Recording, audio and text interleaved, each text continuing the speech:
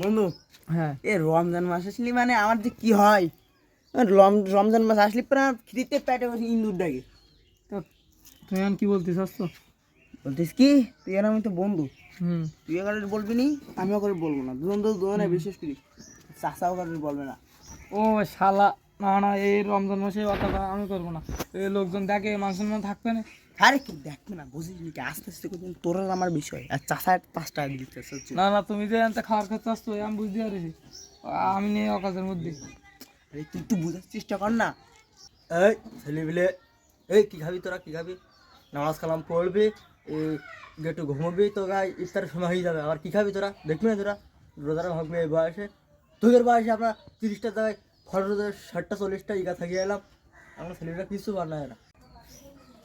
হাড়ে আনতে। তোর জ্বালায় কোনো কিছু খাওয়া যায় না, তুই যদি আসতে বলতি তাহলে হয়ে যায় কি গুন্ডা কাদের ছুন্দু নেই।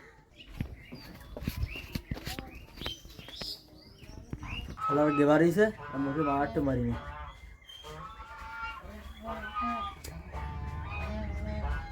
দেখ বন্ধু, এই হালার পোহালা কি কাজটা করতেছে, কি চাচা বয়ানটা শেষ হয়েছে তোমার এবার?